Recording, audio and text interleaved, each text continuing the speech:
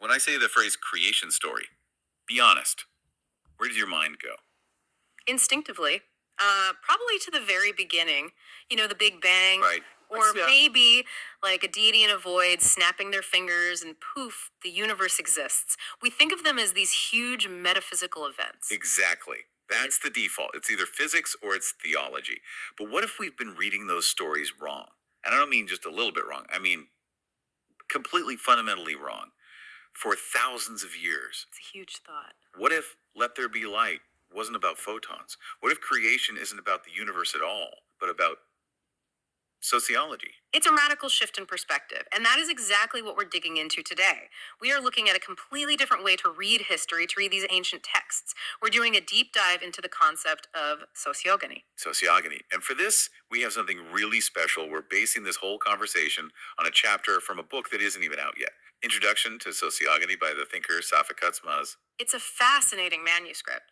And what Kaçmaz proposes is that these ancient texts, they aren't describing the physical birth of the planet. No. No. They're describing the sociogonic establishment, the society forming process.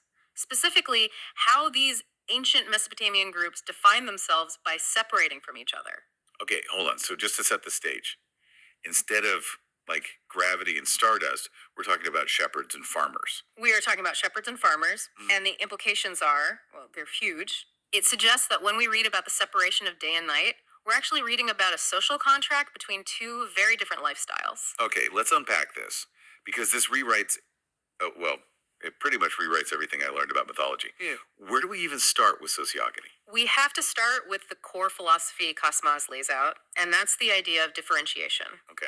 In the modern world, we tend to think societies form because people are similar. We gather together because we're alike, birds of a feather. Kaçmaz flips that completely. He argues that societies don't form on similarities, they form on differences. So you have to split things apart before you can join them together. Exactly. Think about just the word creation. It requires separation first. You have to divide things to create any kind of order. If it's all just one homogeneous blob, there's no structure. Right. And he points out this process, this unification through differentiation, it's not new. It goes back at least 12,000 years. 12,000 years. Are we talking about Göbekli Tepe? We are. He references Göbekli Tepe specifically. You see the division of nearly 40 animal totems there. Foxes, cranes, boars. And for a long time, people just thought that was, nice art? Or maybe they worshipped them. Right, but it wasn't a zoo, it was a social catalog. Those animal totems persisted for millennia. You can see them in food, in speech, in symbols, all the way from Urfa to Ara. Wow. It's all about defining us by defining how we're different from them. That's mind-blowing. It's like cultural DNA written at the dawn of civilization. Mm-hmm. So let's get into the main event here. The manuscript focuses on two key players, two units. Yes. The Great Divide, Akkad and Sumer. Now, usually when I hear Akkad and Sumer, I'm thinking of, empires on a map, dotted lines, different kings. But Kaçmaz is saying that's not what this is. Right, and this is a crucial point. In this context, Akkad and Sumer are living orders. They're lifestyles. You have the nomad, the hunter-pastoralist, and you have the settled, sedentary farmer. And they're opposites. Completely opposite, from tooth to nail, as he puts it. Okay, let's break that down, because the details they're wild. Yeah. So Akkad, who's Akkad? Akkad is the nomad, Yeah. the hunter-pastoralist. So think north, think sky. Akkad is day, light, the color white. Sky and day, that feels very expansive. High up. It is, and their element is fire and fresh water, specifically flowing water, rivers. The shepherd. The shepherd. In this reading, the Akkadian figure is the mortal god human, the sun, described as wise, awake, mobile. Their property is movable, livestock, gold. Gold makes sense. Portable wealth. You can't stick a field in your pocket, but you can carry gold. But awake. That's interesting. Is that because the shepherd always has to be watching the flock? That's it. They're the active principle. They have to be alert for wolves, for the weather. And this awake nature, it even extends to how they eat. The text is really specific. How so? They're raw eaters or roasters. Roasters, like a barbecue. Pretty much. Think about it. If you're mobile, you don't have a kitchen, you don't have heavy clay pots, you kill an animal, build a fire, you roast it. It's direct. Fire and meat. Right. Okay, so that's Akkad. Sky, river, shepherd, roast. The awake one. So who's the counterpart?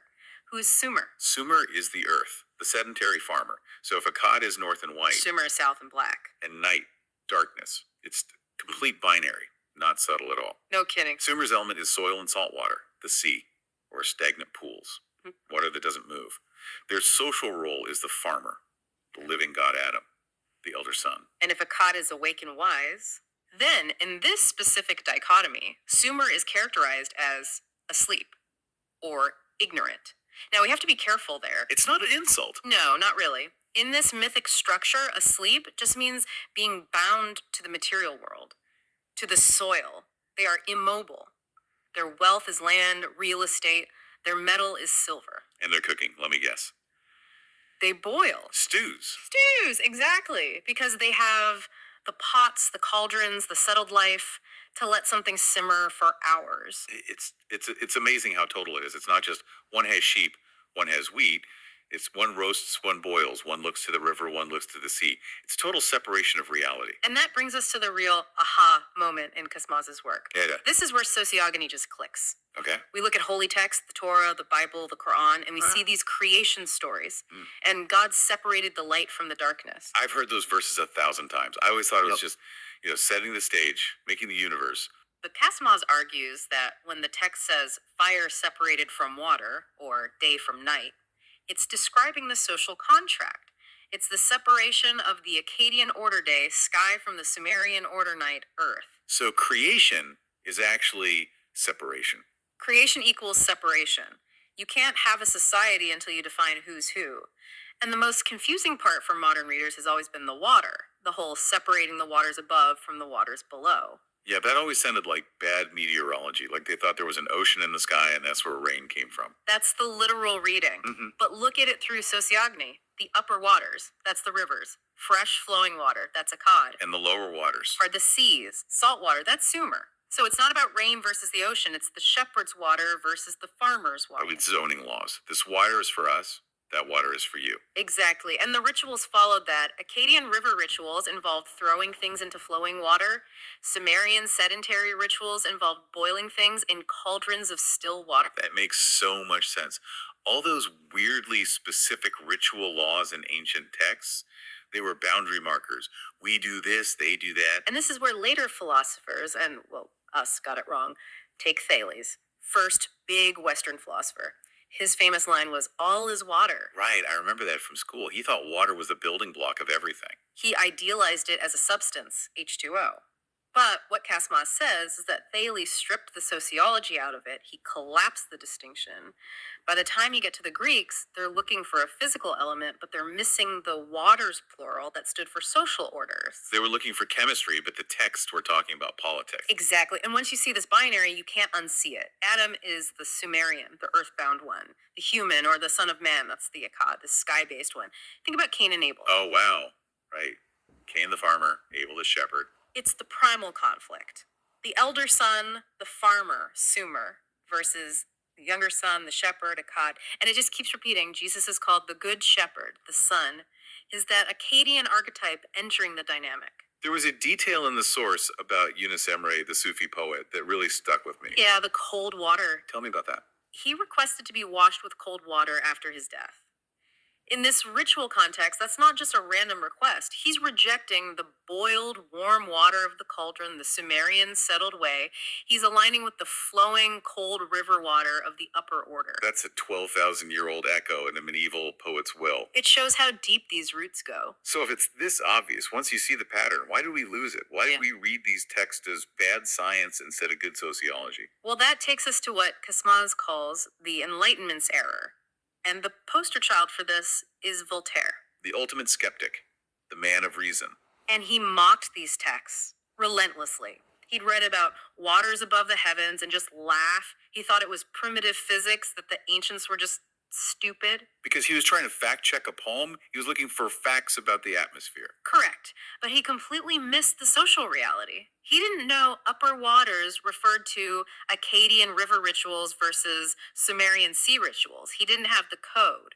So in a way, the skeptics were just as literal as the fundamentalists. That is the exact term Kaçmaz uses. He calls them reverse believers. Reverse believers. They read the text with the exact same literalism as a fundamentalist. One believes it's literally true, the other believes it's literally false, but both of them assume the text is trying to describe physical reality.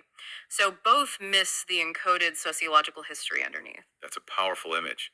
It's like two people arguing over whether a map is a beautiful painting when neither of them realizes it's actually giving directions. That's a great analogy. And it leads to the big question, why? Why create these strict opposites? Why make one side black and the other white, one night and one day? Yeah, it seems designed for conflict. I mean, Cain and Abel didn't end well. It creates distinction, yes, but Kaçmaz calls it the alliance of deficiencies. The alliance of deficiencies, that sounds paradoxically romantic. It's the glue of civilization. Think about Akkad, the nomad. They're mobile, they've got livestock, gold, but no land, no stability. They can't store grain for winter. They are deficient in place. Okay. And Sumer. Sumer has the land, they have grain silos, they have walls, but they can't move. They're stuck. If a drought hits their little patch of dirt, they die. They are deficient in movement. So they're bound together not because they're the same. But because they desperately need what the other one has. The separation creates the slots for division of labor. The creation story separates them so they can form an alliance bound by their mutual needs. The source used a great comparison for this, Hasivat and Karagas. Yes, the old shadow play characters. If you know them, they are total opposites. Hasivat is educated, poetic. Karagas is rough, blunt, impulsive. They are always bickering. But they're inseparable. Exactly. You can't have the show with just one of them. That's Akkad and Sumer, the odd couple of history.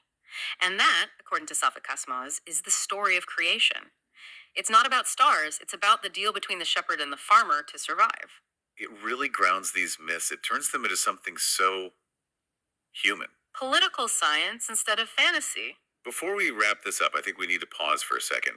We're diving deep into a text that isn't even fully released yet. Yes, and we need to be really clear with the disclaimer here. We're interpreting Safa Kaçmaz's work based on these excerpts. We're analyzing his concept of sociogony. Yeah. It is entirely possible that we might deviate into our own interpretations, or even make errors connecting the dots. Right. Safa Kaçmaz is not responsible for our hot takes or if we've misread a nuance. We're just exploring this with a lot of enthusiasm. Absolutely. But I have to say, stating that, it feels like a profound honor to be an early reader of the Introduction to Sociogony. It really does. The source material mentioned a specific feeling. That reading this is like lifting a 2,500-year-old weight from your shoulders. And honestly, I feel that. It's like it cures a kind of blindness about history. It does. It stops you from seeing ancient people as, superstitious primitives who didn't understand rain. And you start seeing them as sophisticated political architects building a world. It clears the fog. So to recap this whole thing, creation equals separation. And separation equals social order. An order built on the tension between the mobile and the sedentary, the sky and the earth, the roast and the stew. It really makes you look at the world differently. You start wondering what other universal truths are just political deals in disguise. That's the provocative thought I'm left with. If the story of the universe's creation is actually about farmers and shepherds making a deal to survive, what other modern myths are just encoded alliances?